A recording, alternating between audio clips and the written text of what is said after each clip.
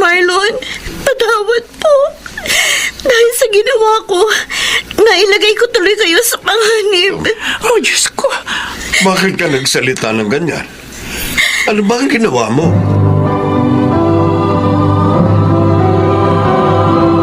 Handog ng DZRH ang tula sa kanyang panahon. Malaking tulong ang social media. Pinadadali nito ang kalakalan at komunikasyon. Ngunit marami din ang napapahamak dahil dito. Narito po ang naging karanasan ni Vina sa ating dulang sa kanyang panahon.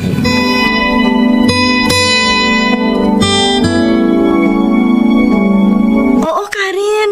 Pinadalhan pa nga niya ako ng load para daw lagi kaming magkausap. Aba, galante palang kachat mo. Nakita mo na ba siya? Oo, at ang gwapo niya. Para siyang Phil-Am. Ay, yun nga pala sabi niya sa akin, Phil-Am siya. Pinakita niya sa akin yung picture ng bahay niya. Ang laki at ang ganda ng bahay niya. Uy, maganda talaga kung totoo. Kasi may kaibigan ako sa probinsya noon na ang napangasawa niya, foreigner. Nasa abroad na nga siya ngayon at nakakapagpadala na sa family niya. Wow! Ang galing naman. Sana all. Sana ako rin maging ganun. Sana nga. Pero dahil bagong kakilala mo lang yan, naku, mag-iingat ka pa rin, Vina.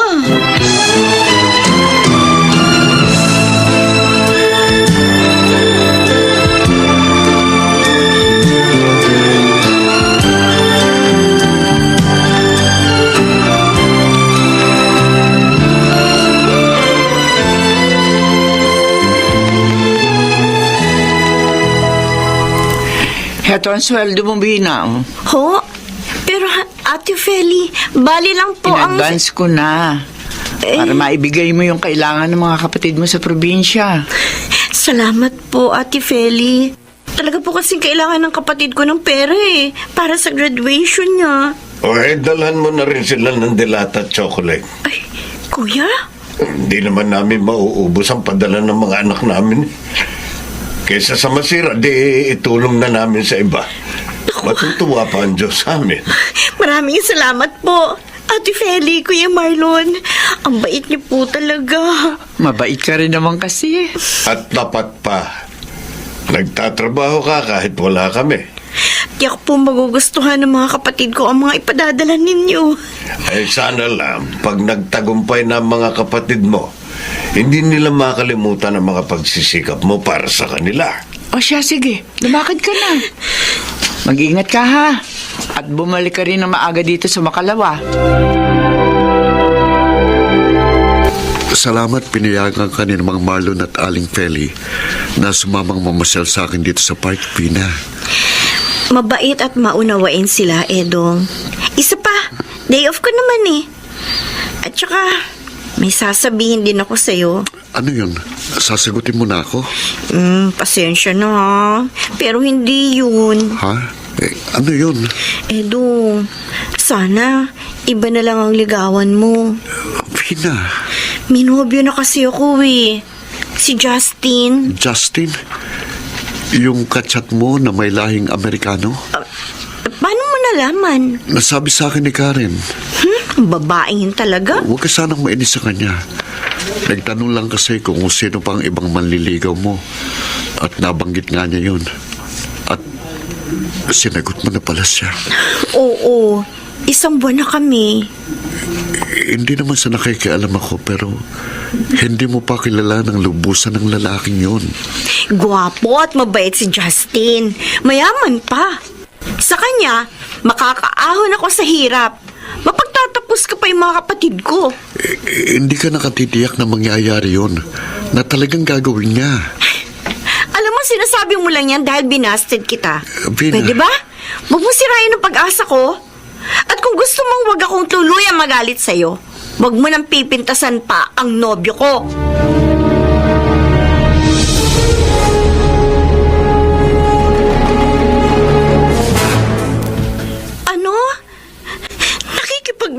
sa akin, Justin.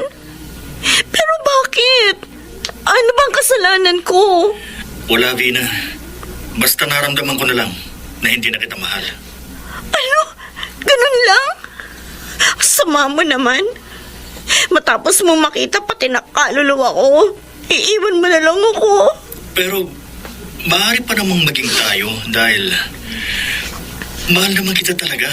Ganun naman pala eh. Bakit iiwan mo ko? O sige, sasabihin ko na sa iyo ang totoo, Vina. Hindi ako mayaman. Kaya gusto ko maginhawang buhay. Pwede naman mangyari yun kung magsisikap tayo. Hindi tayo siguradong matutupad yon. Pero kung gagawin mong sasabihin ko, giginhawa na tayo. Magiging magkasama pa tayo habang buhay. Anong ibig mong sabihin, Justin?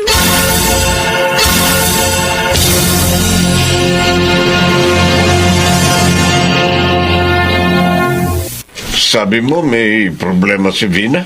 Ano yun? Hindi ko alam, Marlon. Kasi, hindi naman niya inamin yun nang kausapin ko siya. Pero halata ako sa mga kilos niya. Meron siyang problema.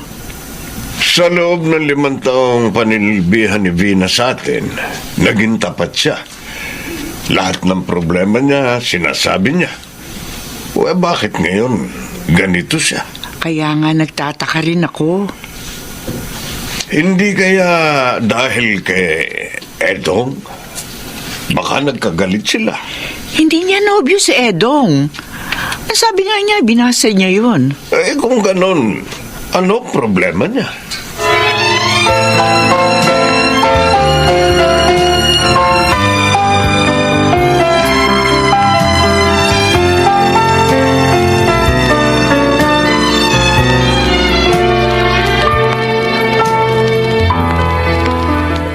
Ano? Yun ang gusto ni Justin? Oo, Karen. At gusto niya sa makalawa na namin gawin. Ang sama pala talaga ng taong yun. Ay, tama kami ni Edong nang sabihin namin na mag-iingat ka sa kanya. Naguguluhan ako. Ha? Hindi ko alam kung anong gagawin ko. Naku, huwag kang maguluhan. Kung ano yung tama, yun yung sundin mo. At hindi ang walang hiyang yun. Sabi ko nga sa kanya ayoko eh. Pero nagbanta siya. Anong nagbanta? Ikakalat daw niya yung mga hubad kong picture. Ha? Kapag hindi ko sinunod yung gusto niya. Naman, ay dapat hindi ka nagbibigay ng nude photo. Lalo na, hindi mo naman siya asawa. Mali nga ako eh. Ay, sus. Nabola niya ako sa mga pangako niya. Pati na sa 2 beses na pagpapadala niya sa akin ng load. Oh. Ngayon, parang napasubo na ako dito.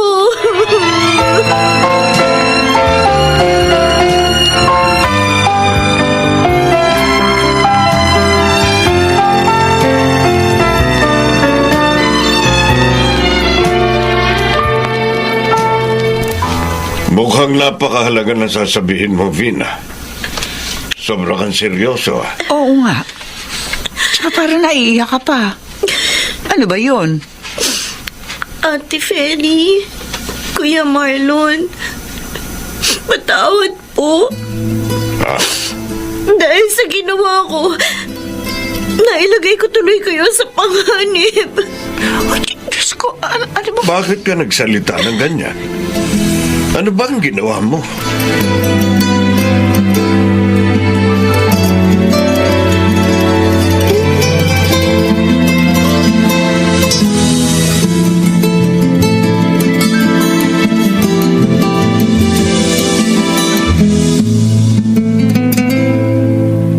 Ang tagal mo namang dumating, Vina. Akala ko hindi mo na ako sisiputin dito sa motel. Kaya ilang beses kitang tinex. Hindi pwedeng hindi ako sumipot.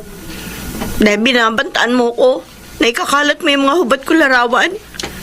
Pati yung mga pinagawa mo sa akin sa internet. Buti naman naalala mo. Talagang kung hindi ka pa dumating, gagawin ko ng banta ko. Walang iya ka. Nagsisisi ako na nagtiwala ako sa'yo. Tama na nga yan, drama niyan. Mahal mo naman ako, di ba? Kaya dapat, sundin mo ang gusto ko. Hindi na kita mahal. Nawala ng pagmamahal ko sa'yo dahil sa sama ng pagkatao mo. Wala na akong pakialam kung ayaw mo na sa akin. Basta ang importante, ginawa mo ang iniutos ko. O ano? Asan ang pera at alahas ng mga amo mo na ipinakuha ko? Bigay mo na sa akin. Wala akong ibibigay sa'yo. Hayop ka! Ano? Ulitin mo nga ang sinabi mo. Hindi ko ginawa ang utos mo. At huwag kang magkakamaling saktan ako. Kasama ko ngayon ang mga pulis na huhuli sa'yo!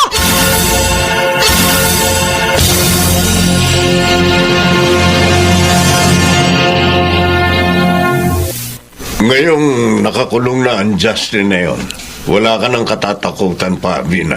Salamat na lang hindi mo siya sinunod. Hindi po kaya ng budhi ko ang gusto niya, ate. Kaya nagtapat po ako sa inyo. Patawad po. Sana po, huwag niyo akong palisin dito. Sino naman ang nagsabing gagawin namin niya? Kuya Marlon, Gusto namin ang trabaho mo, ang ugali mo, at ang pagiging matapat mo. Kaya mananatili ka dito sa amin. maraming salamat po, Ate Feli. Kuya Marlon. At hindi lang yon. Pag-aaralin ka rin namin ng vocational course. Oo. Upang sa gano'n magkaroon ka rin ng isang magandang kinabukasan.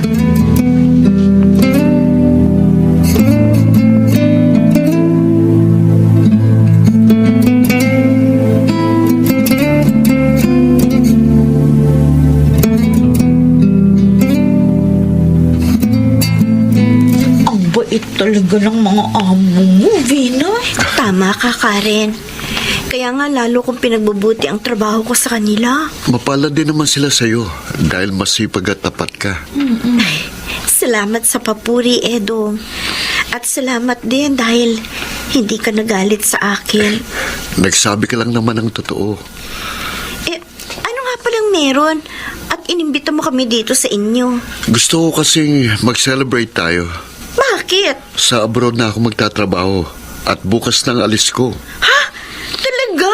Ang galing naman. Gusto kong mas makaipon ng Bina at maiayos ang buhay ko habang binata pa ako. Tama yan. Sana kapag nasa abroad na ako, mamiss mo ako at matuklasan mo na mahal mo rin ako. Ha? Tingnan natin. Pero sa ngayon, aabutin ko muna ang mga pangarap ko.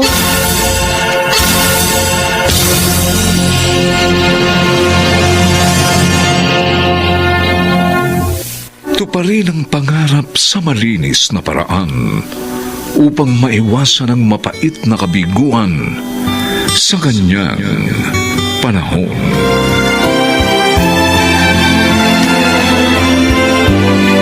Mga nagsiganap, Chiquit del Carmen Amor, Susan Robles, Lionel Benjamin, Rosana Villegas, Phil Cruz at Maynard Nandicho Jr.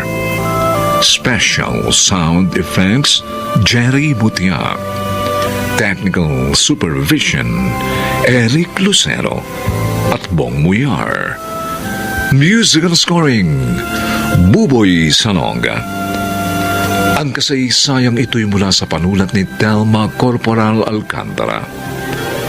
At sa pinagsamang direksyon ng inyong lingkod June Martin Legaspi at Bobby Cruz. Sa kanyang panahon.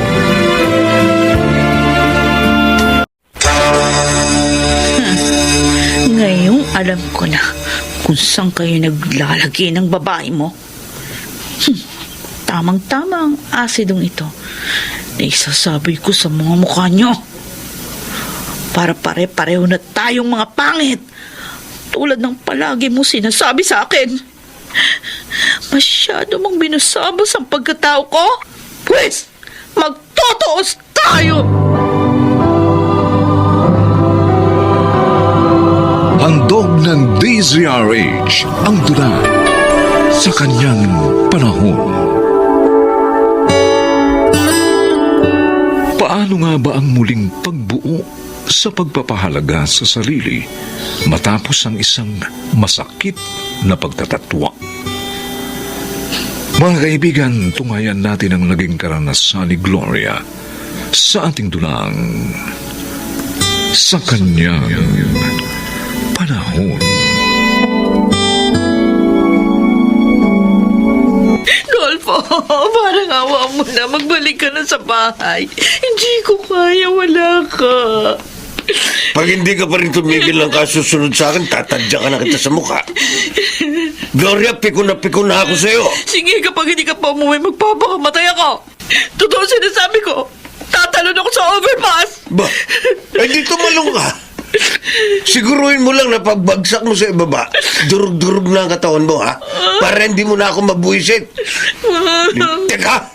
Napakasakit mo naman magsalita. Wala naman akong ginawang masama sa'yo para tratuhin mo ako ng ganito. Buong buhay ko, minahal kita, pinagsilbihan. Ayoko na nga sa'yo. Tingnan mo nga tsura mo. Ang tanda-tanda mo na. Ang pangit mo pa. Pati amoy mo, hindi ko na masigmura. Amoy lupa ka na. Napakalupit mo. Wala kang puso.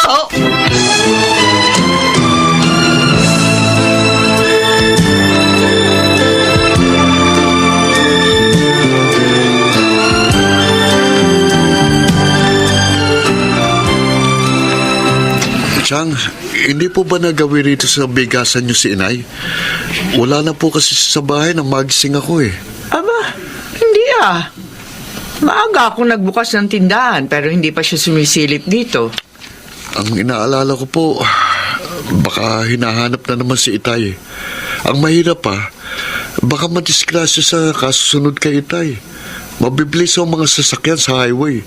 Hindi pa naman marunong tumawid si inay. Ewan ko ba dyan sa inay mo? Hindi na lamang hayaan ng itay mo sa pagmumurang kamyas. Mahirap pigilin ng tao ng gigigil. Si Itay naman kasi, tumatandang paurong. Hindi na bagay sa kanyang edad ang mga ikinikilos niya.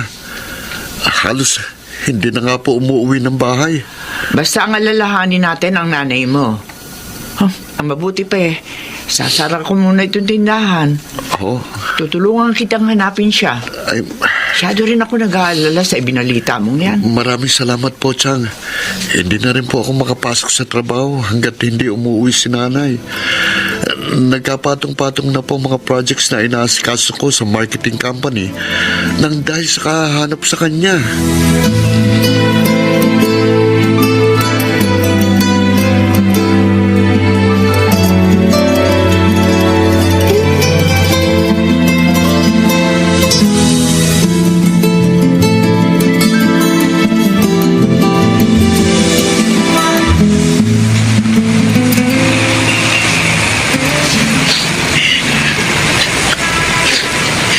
Tama si Dolfo.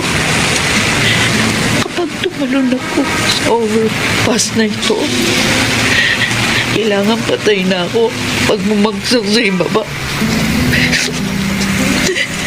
Sana nga, masagasahan din ang katawan ko ng mga sasakyan para magkadurog-durog na. Yung hindi na ako magkakaroon pa ng pagkakataong mabuhay.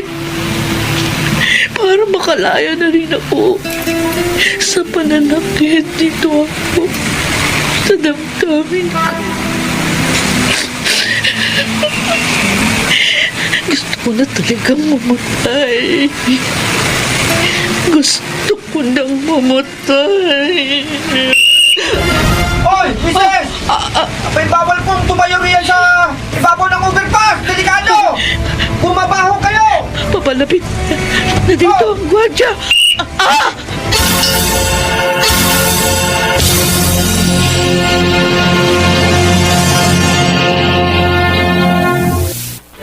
Gloria! Gloria, hoy, gising! Ano ba? Ate, Helen, Ako nga. Bakit ka rin natutulog sa hagdan ng overpass? Ang daming taon dumadaan dito. Halika na, umuwi na tayo sa inyo. ayoko. Hahanapin ko pa si Dolfo. Uwi lang ako ng bahay kapag kasama ko na Asawa ko. Ano ka ba? Halika na. Nag-aalala na si Carlos sa iyo. Kung saan-saan na rin nakarating yung anak mo sa kahanap sa iyo. Ayoko umuwi, Halika ate. na. Ayoko.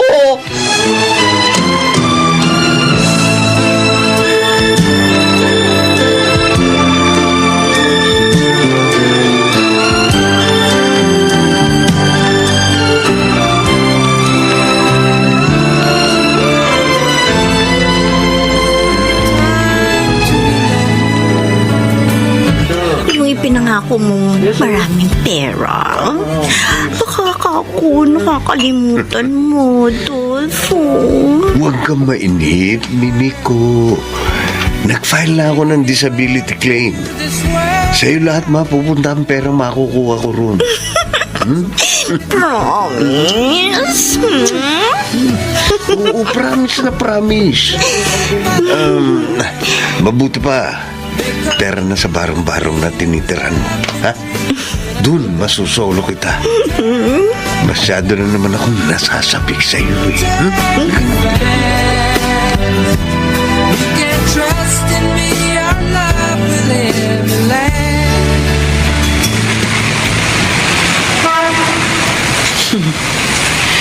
Ngayon, alam ko na kung saan kayo naglalagi ng babae na. Tama. Ang asidong ito na magsasabay sa mga mukha nyo. Para pare-pareho na tayong mga pangit. Tulad ng palagi mong sinasabi sa akin, Dolfo. Masyado mong binusabos ang pagkatao ko. Pwes, pagtutuos tayo. Oh, bakit parang nakakita ka ng bulto na makita mo ako, Mimi? Tulko? Bakit may baril ka nga kasing dala? Pamproteksyon ko to sa'yo, di ba? Kapag may nang dengue sa'yo. Pero kapag nalaman kong dengue mo ako sa party ko, sa perang makukuha mo sa bago mong kalaguyo, siyempre, sa ulo mo puputok ang baril na to. Ay, teka muna. Wala pa nga yung pera eh. Kung naiinip ka, gilalo na ako, di ba? Ibibigay ko naman sa'yo yung party mo. Maghintay ka lang. Eh, alam mo namang mainipin ako eh. Hindi ako pwedeng maghintay ng matagal.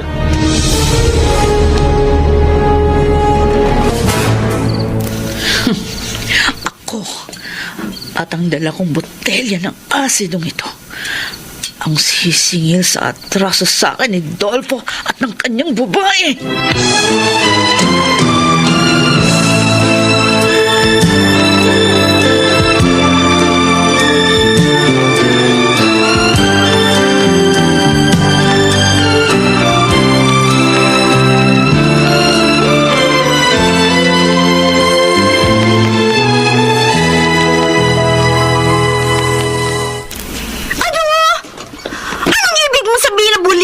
Yung pera makukuha mo sa disability claim mo, Dolfo?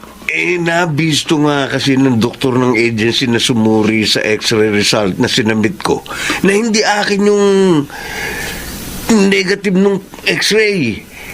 Di ba sabi ko nga sa iyo, namiki lang ako ng x-ray para makapag-file ako ng disability claim. Ang problema nga, ngayon ang balik dito ni Turco.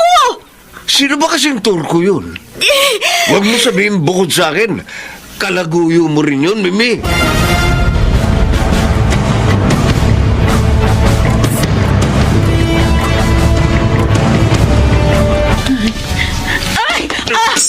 Ano ba naman, Mama? Tingnan mo nga, kamamadali mo. Nabunggo mo ako. Ayun tuloy, nabasag yung dala kong bote ng gamot. Tingnan mo, oh. Hoy, ikaw kung ayaw mong madamay sa gulong mangyayari dito, umalis ka na! Alis na! Sino pa yung puwisit na yun? Dahil sa kanya, nasira ang plano kong paghihiganti ngayong gabi. Pero, bakit sa barong-barong na kinaroroonan din ni Dolfo siya pumunta? Baka manloloko kayo, Hello! Oh, Diyos ko! Boses yun ni Dolfo!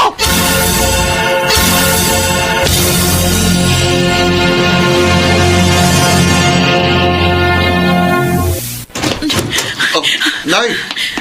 Saan ba kayo galing? Kung saan na kami nakarating ni Chang Helen sa paghahanap sa inyo. Patay na ang tatay mo, Carlo. Oh, Patay na siya.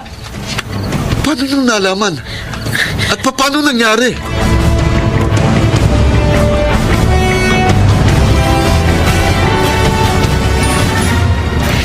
Oh, pinagluto kita ng tinola para ka ako makabawi ka ng lakas mula sa mga nakaraang araw na kung saan ka nga napapadpad at lakad ka ng lakad na wala naman direksyon. Eto rin ang kanin. Sige na, masarap yung sabaw. Kumain ka na. Ate Helen, maraming salamat. Siya nga pala, chinek ni Carlo yung magiging kalakaran ng pensyon mo sana mula sa ahensya ng gobyerno may kinalaman sa mga benepisyo makukuha mo mula sa pagkamatay ni Dolpo. Ang masaklap, sa sobrang dami ng loan ng asawa mo na hindi naman nabayaran, medyo matatagalan bago ka makakuha uli ng pensyon. Hanggang sa manghuling sandali niya dito sa mundo, naging napakadamot pa rin niya sa akin. Pero ngayon patay ng asawa mo, palayain mo na rin ang sarili mo sa masasakit na alaalang sinapit mo sa kanya. Kalimutan mo na ang masasamang nangyari para makapamuhay ka na masaya. Paano, Ate Helen? Pagod na pagod pa rin ang isip at katawan ko. Pati ang emosyon ko. Ihinto mo na ang pakikipaglaban sa mga hinanakit, Gloria. Huwag mong hayaang pigilin pa rin ang mga iyon na magiging isang bagong buhay na sisimulan mo. Tandaan mo, nagsisimula sa pagtanggap sa katotohanan ang pagsisimula sa ating mga sarili. Gawin mo makahulugan ng iyong buhay sa bagong taong darating.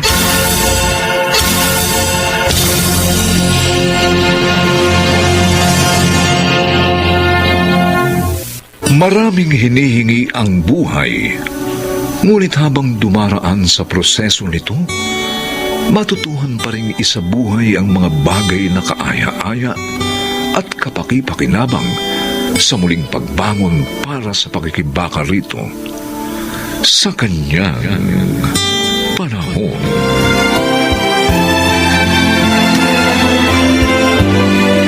Mga nagsiganap: Rosana Villegas, Susan Robles, Chiquit del Carmen Amor, Phil Cruz, Lionel Benamin, Maynard Landicho Jr., Special Sound Effects Jerry Mutia, Technical Supervision Eric Lucero at Bong Muyar, Musical Scoring Buboy Sanog. Ang kasaysayang ito'y mula sa panulat ni Sel Barlam at sa pinagsamang direksyon ng inyong lingkod June Martin Legaspi at Bobby Cruz sa kanyang panahon.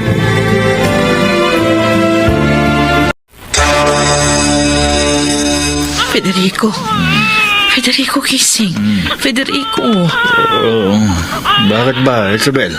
May naririnig ako umiiyak na bata sa labas ng bahay.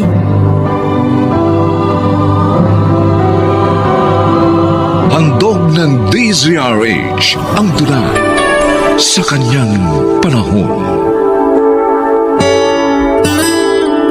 May mga taong kahit maginhawa ang buhay, ay hindi pa rin makamtan ang hanap na kaligayahan.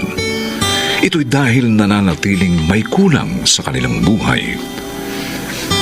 Pakinggan natin ang naging karanasan ni Isabel sa ating dulang sa kanyang panahon.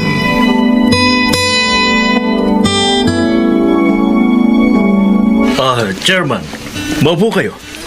Salamat, Federico. Parang alam na ho namin ang sadya nyo dito, Chairman Manuel. Ay, oo nga.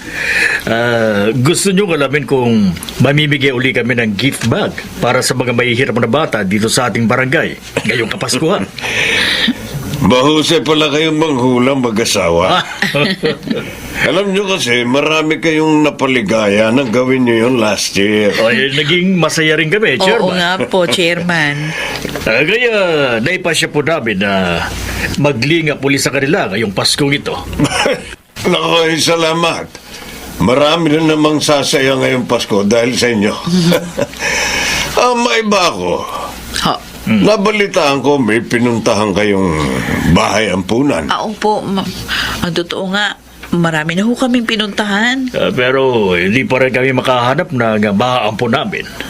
Kung gusto ninyo, subukin yung puntahan ng bahay ampunan na pinapasukan ng pamangking ko. Oh? Baka sakaling doon kayo makakita ng hinahanap nyo. Medyo malayo nga lang yun. Oo, okay lang ho yun. Sige ho, pupuntahan namin. Ano pong address?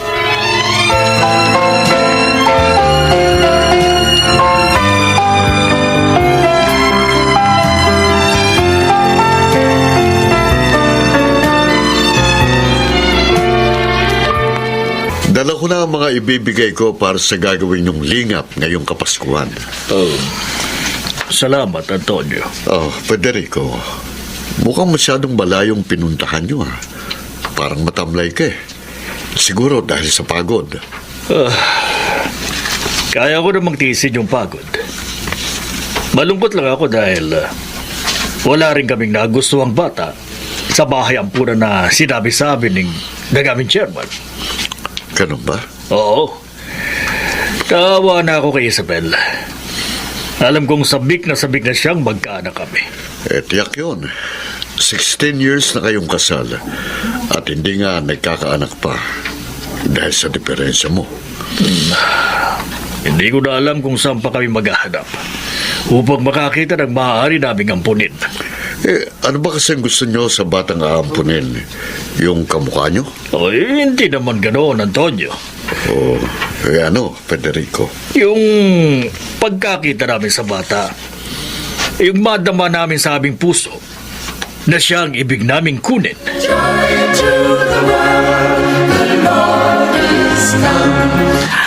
Ang gaganda naman itong doll collection mo, Isabel. Lahat cute. Inihanda akong mga yan para sana nga doon sa batang kukunin namin ni Federico. Ay, kaya lang hanggang ngayon wala pa rin. Nalulungkot na nga ako eh. Ayoko nga lang ipahalata kay Federico kasi ayoko pati ako problemahin pa niya. Huwag naman kasi kayo masyadong pihikan sa aampunin. Baka naman yung hinahanap mo yung super ganda at gwapong baby. Hindi. Ang puso namin ang aming tinatanong muna tuwing naghahanap kami. Kaso, wala pa rin sagot ang aming mga puso. Ganun ba? Mhm. Pero huwag pa rin kayo mawalan ng pag-asa. Mabait kayo, may mabuting puso. Naniniwala ako na may inilalaan din sa inyo ang Panginoon Diyos. Paghintay lang kayo.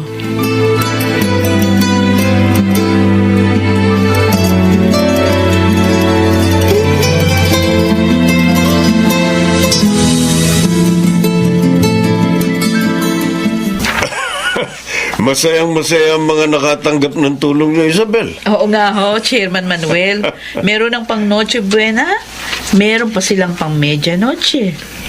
Higit na marami na tulungan niyo ngayon. Oo, kasi may mga kaibigan ho kami na nagbibigay ng goods at mga laruan. Napansin ko, hindi lang mga bata ang nabigyan niyo ng gift bags, kundi maging mga magulang nila. May mga kabarangay kasi ho tayo na nagbigay din ng mga maitutulong. Kaya, mas marami po ang naipamigay namin. Nakakatuwa. Pati mga kabarangay natin, nahikayat ninyong tumulong.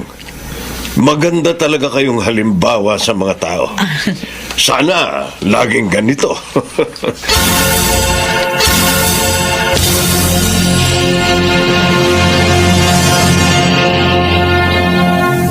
Bakit ngayon ka lang, Federico? Gabing-gabi na. Hindi pa naman ngayon ang Christmas party nyo, hindi ba? May nangyari sa opisina, Isabel. Bakit? Ano nangyari? Namatay ang bunsong anak ng janitor naming si Nestor. Oh, Pneumonia. At huli na nagbatok na sa nila. sus, kawawa naman pala. Awang-awa nga ako kay Nestor. Kahit marami silang anak ng asawa niya, Ayaw niyang mawala kahit isa sa mga yon. Oh, syempre. Mahal nilang mga yun.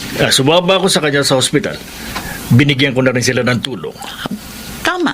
Tama yung ginawa mo. Ay, Oh, bakit bumuntong hininga ka? wala. Naaalala ko lang kasi yung sitwasyon natin. Tumatanda na tayo pero hanggang ngayon, wala pa rin tayong batang maampon. Gusto ko sanang maranasan man lang na may tatawag sa akin ng mami. Yun bang batang yayakap at hahalik sa atin? Oh, I'm sorry, Isabel. Dahil sa akin kaya ka naghihirap ng ganyan. Ang damdamin mo. Huwag mong sisihin ang sarili mo. Hindi ka naman naglihim sa akin tungkol sa iyong diferensya. Federico, mahal kita. Kaya nagpakasal pa rin ako sa iyo. Ang gusto ko lang, sana matagpuan na natin ang batang inilaan ng Diyos para sa atin. At sana maging aginaldo na siya sa atin. Yun na lang ang bigay ng Diyos sa atin sa Paskong ito.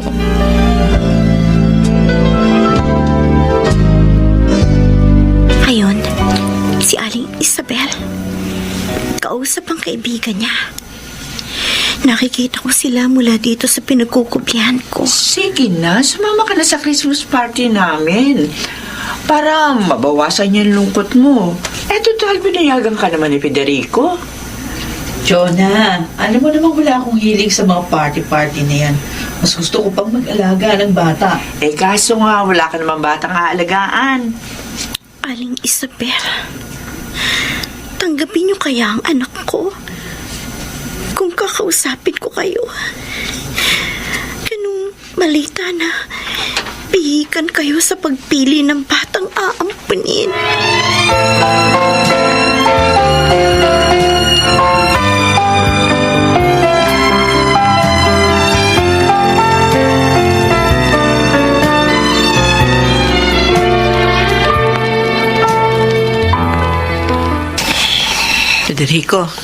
Federico, gising.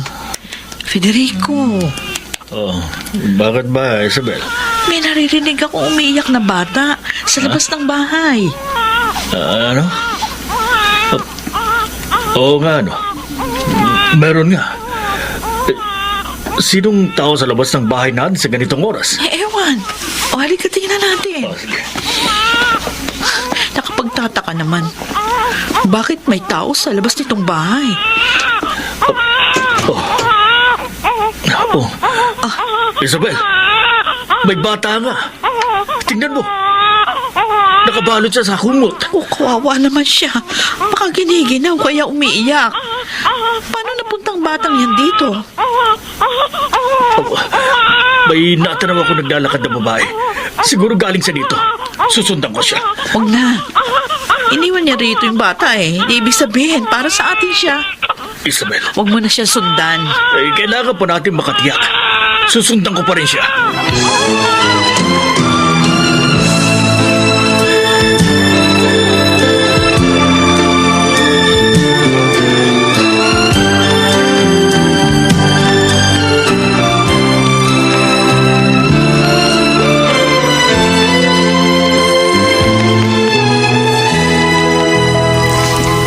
Narito ka na sa loob ng bahay namin. Magpakilala ka. At saka, bakit mo iniwan sa aming pintuan ng iyong anak? Ako po si Marita. Uli lang lubos na po. At walang kamag-anak na maaari makatulong. Iniwan ko po sa inyong anak ko dahil may taning na po ang buhay ko. May cancer po ako sa utak. Ano? Nalaman ko po na matagal na kayong naghahanap ng maaampon. Kaya naisip ko pong sa inyo dalhin si Lovely. Lovely pa lang pangalan ng bata. Bagay sa kanya. Pero bakit basta mo na lang iniwan ang bata? Bakit hindi mo na lang kami kinausap? At saka nasaan ang kanyang ama? Niloko po ako ng lalaking pinagkatiwalaan ko at minahal. Ay, Sinadya ko pong iwan na lamang sa inyo si Lovely. Dahil nag-aalala po ako. Baka hindi niyo tanggapin ang aking anak. Aling Isabel, Mang Federico, sana po maawa kayo. Tanggapin niyo ang baby ko. Hindi lang magandang kinabukasan ng kailangan niya, kundi higit ang kalinga at pagmamahal ng mga magulang.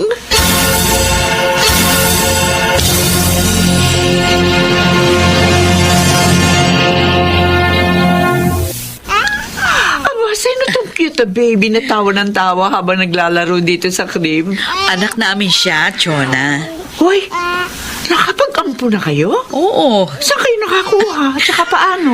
3 days ago. Nagising kami ng madaling araw ni Federico dahil nga sa iyak ng sanggol sa may pintuan namin. Ayun, pagbukas nga namin, nakita namin siya. Tapos nakita rin namin yung babaeng naglalakad palayo sa kanya. Ha? Anong ginawa niyo? Ay, hinabol ni Federico yung babae. Kinausap namin.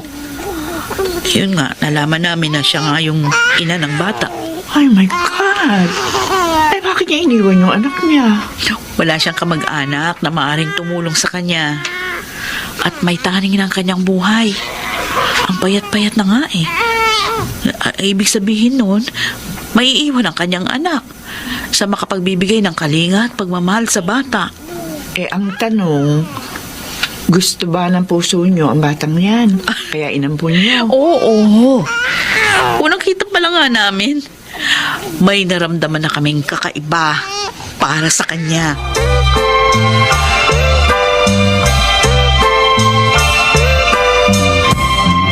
Federico, mahal.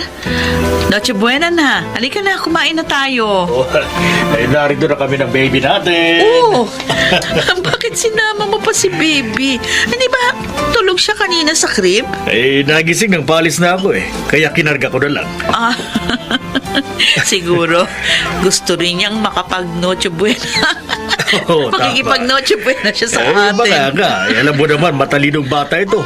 Marunong umamoy ng masasarap na pagkain. Uy, tumawa oh. Parang nakakaintindi. Sabi ko naman sa'yo eh, matalino siya. Ay, nako. Ay, Federico. Napakasaya ko. Pakiramdam ko, ibang-iba ang Pasko natin ngayon. Dahil may baby na tayo. Oo nga. Sa maraming pasyong namimigay tayo, ngayon tayo naman ang napagbigyan sa ating kahilingan.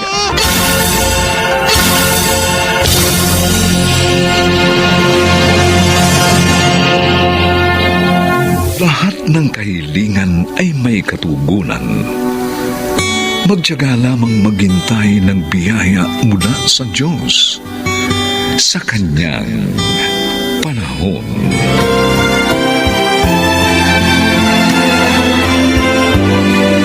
Mga nagsiganap, Rosana Villegas, Maynard Landicho Jr., Chiquit del Carmen Amor, Phil Cruz, Susan Robles, at Lionel Benjamin. Special Sound Effects, Jerry Mutia. Technical Supervision, Eric Lucero at Bong Muyar. Musical Scoring, Buboy Salong. Ang kasaysayang ito'y mula sa panulat ni Telma Corporal Alcantara. At sa pinagsamang direksyon ng inyong lingkod June Martin Legaspi at Bobby Cruz. Sa kanyang panahon.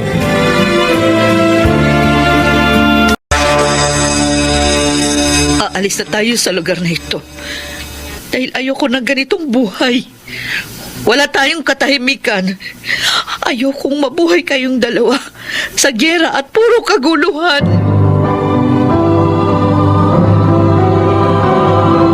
Handog ng DZRH ang tula sa kanyang panahon. panahon. Walang may gustong mabuhay sa gitna ng giyera o kaguduhan. Ngunit ano ang iyong gagawin kung ang isa sa miyembro ng iyong pamilya ang mas piniling sumanib sa puwersa ng mga nanggugulo? Pipiliin mo pa rin ba siya? O mas pipiliin mong pakawalan siya para maisalba ang ibang miyembro ng pamilya na gusto ng mapayapang buhay? Pakinggan natin ng karanasan ni Nuria dito lamang sa ating dulang sa kanyang panahon.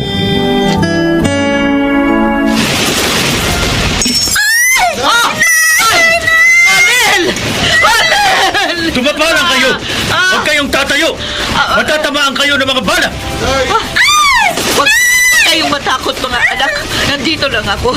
Yumakap kayo sa akin.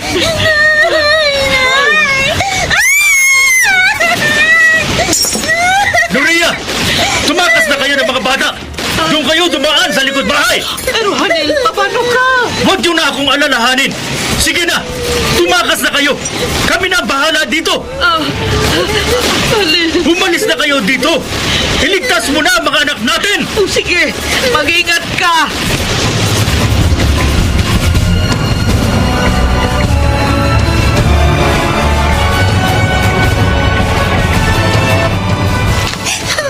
Mga anak, huwag kayong matakot. Wala nang putukan. Oh, tapos na yung bakbakan. Nay, anong oras po ba tayo pupuntahan ni Itay dito? Iman, hindi ko alam. Bakit po ba tayo tinatambangan ng mga militar? Bakit po ba tayo nagkakaganito? At si Itay, bakit pumapatay ng tao? Ang itay nyo, lumalaban sa gobyerno. Basta, mahirap ipaliwanag. Sana po, puntahan na tayo ni Itay dito. Natatakot na po ako, Inay. Alam, Lia! Iman! Nasaan na kayo? ayun, ang tiyo Rahim nyo. Rahim! Dito! Nuria, mabuti nakita ko kayo. Ano na nangyari? Bakit wala lang putukan? Nakubkob ng mga militar ang kampo natin. Marami na patay sa mga kasama natin. Ha? Si Halil, nasaan asawa ko? Nuria, si Halil, kasama siya sa mga nasawi. Ano? Pero sigurado ka si Halil yun? Oo, kitang-kita ko kung paano bumagsak ang asawa mo habang nakikipagbakbakan. Nuria, patawarin mo ko. Hindi ko nailigtas ang asawa mo. Oh, hindi. Hindi pwede ito. Buhay ang asawa ko. Buhay pa si Halil. Sabihin mo sa akin, Rahim, buhay pa ang asawa ko. Patawad, Nuria. Pero patay na talaga si Halil.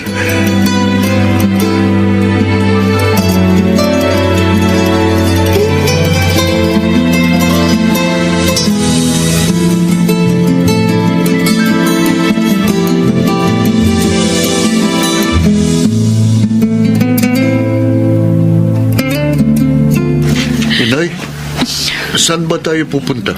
At nag-iimpake kayo. Aalis na tayo sa lugar na ito, anak. Pero bakit po? Ayoko na ng ganitong buhay. Wala ang katahimikan. Ayokong mabuhay kayong dalawa ni Lia sa gyera at puro kaguluhan. At saka, kapag nanatili pa tayo dito, baka mapahamak pa ang isa sa atin. Kaya kailangan na nating umalis. Inay, Oh, Lia, anak, bakit? naalala ko po si Itay. Hindi na po ba talaga siya paalis? Hindi na, anak. Hindi na babalik pa ang tatay mo. Pero Inay, hindi naman natin nakita yung bangkay ni Itay. Paano tayo nakasisiguro na patay na siya? Baka kasi buhay pa po si Itay. Ewan ko, mga anak. Kung buhay pa sana ang tatay nyo, magpakita naman siya sa atin para sa ganun, hindi na tayo mag-alala pa. Kailangan na nating umalis dito. Titira tayo sa lugar na malayo sa gyera. magbabagong buhay na tayo, mga anak. Nay, saan po ba tayo titira? Doon sa Maynila.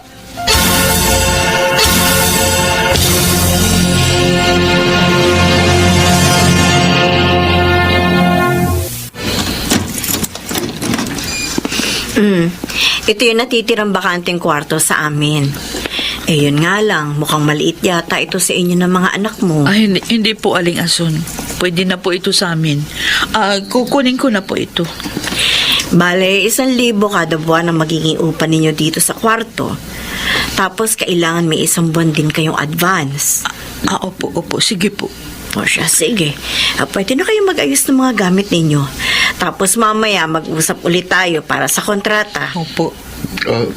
Inay, mukhang maganda dito. Oo nga. Maganda talaga dito. Tsaka tahimik, anak. Magiging maayos ang ating buhay dito. Ay, siya nga pala, Noria. Ano pala ang trabaho mo? Ay, ang totoo po, wala pa po akong trabaho. Ha? Yung ibabayad ko po sa inyo, galing po yun sa aking ipon.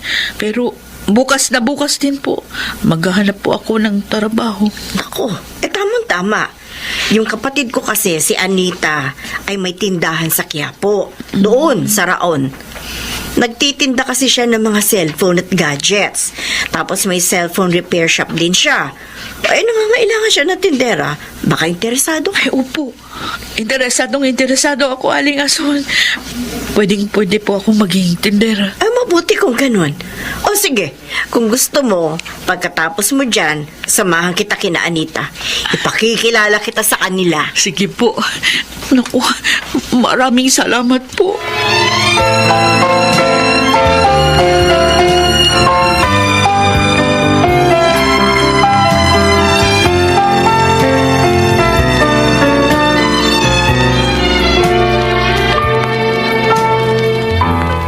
Maraming salamat po Balik kayo rito. Grabe, Noria. Ang dami nating benta ngayon. Sana palaging ganito, no? Siyempre, malapit na magpasko.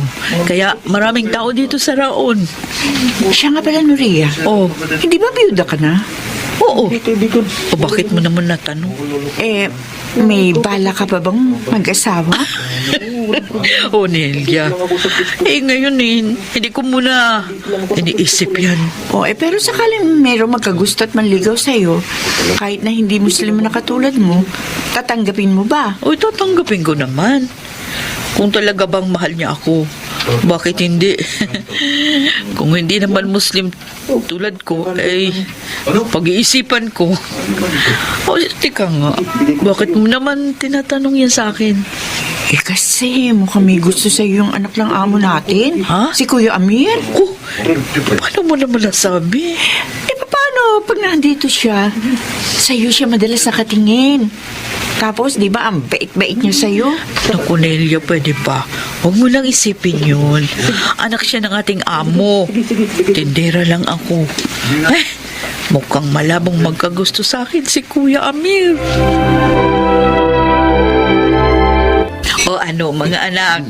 Masarap ba ang pagkaing inuwi ko? Opo, Nay. Ang sarap po, Sana po palaging ganito, Nay. Di bale. Sarap.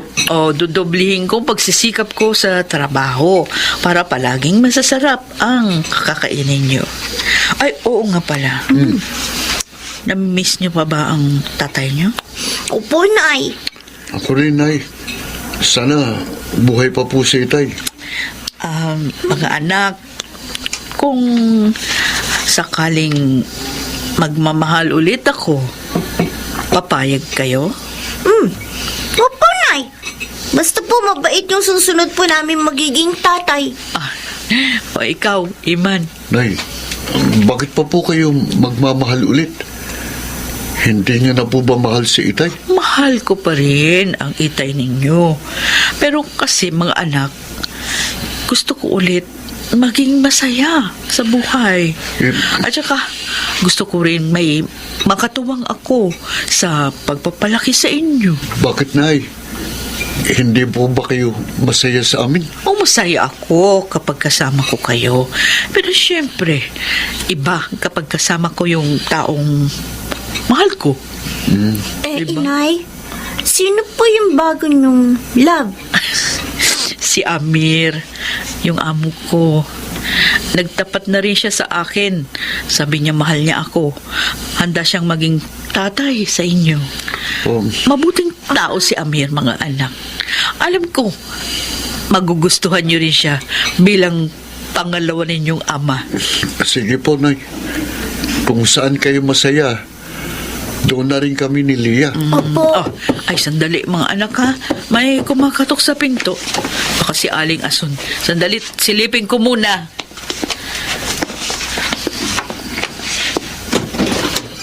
Ha? Nuria, Halil?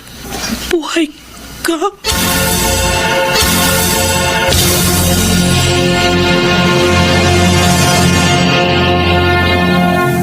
Nuria, kumusta ka na? Ang mga anak natin, Um, kumusta na rin sila? Teka, buhay ka? Akala ko, patay ka na. Patawarin mo ako kung nagkapanggap akong patay at iniwan ko kayo ng mga anak natin. Bakit mo naman ginawa sa amin ito? Hindi mo ba alam kung gaano kasakit sa pamilya mo na mawala ka?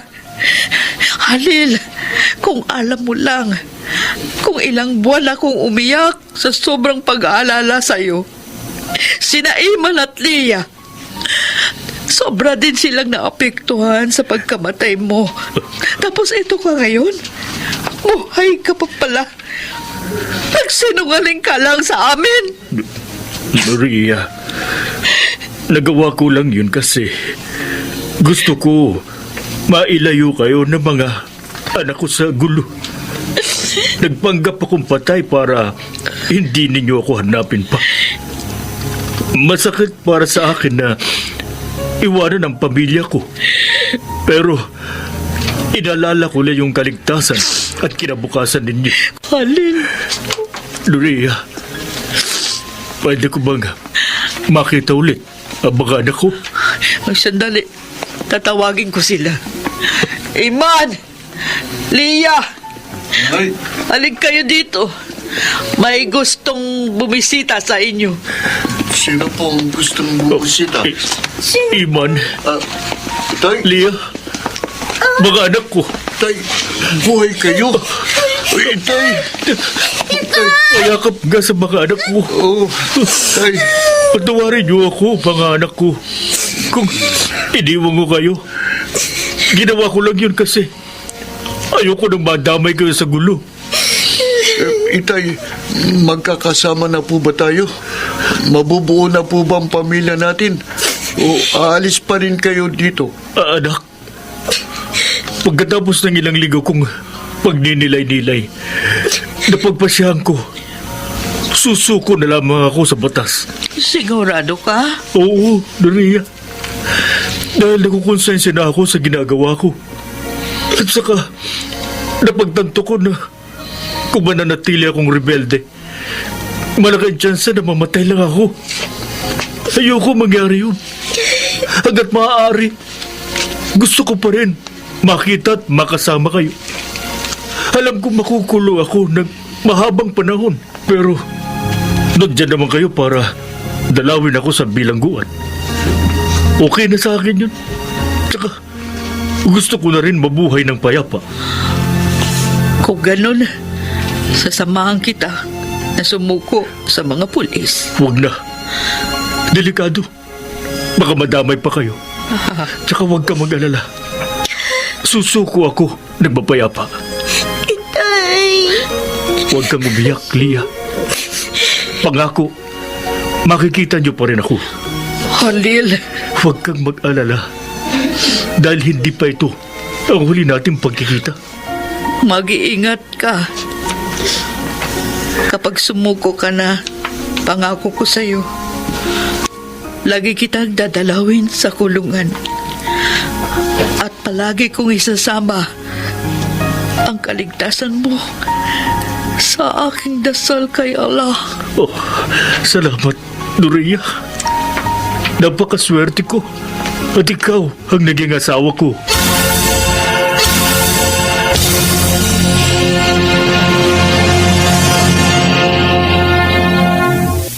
Lahat tayo'y hangad na magkaroon ng isang masaya at mapayapang buhay.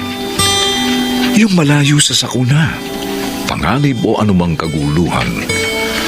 Lagi nating isipin at isaalang-alang ang ating pamilya, lalo na ang ating mga anak, bago tayo gumawa ng isang hakbang.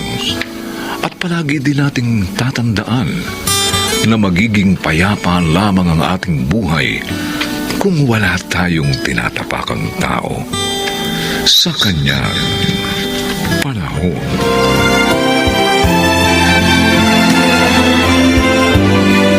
Mga nagsiganap: Rosana Villegas, Maynard Landicho Jr., Chiquit del Carmen Amor, Phil Cruz, Susan Robles, at Lionel Benjamin. Special sound effects, Jerry Butia. Technical supervision, Eric Lucero at Bong Muyar. Musical scoring, Buboy Salonga. Ang kasaysayang ito'y mula sa panulat ni Krishna Sega. At sa pinagsamang direksyon ng inyong lingkod, June Martin Legaspi at Bobby Cruz. Sa kanyang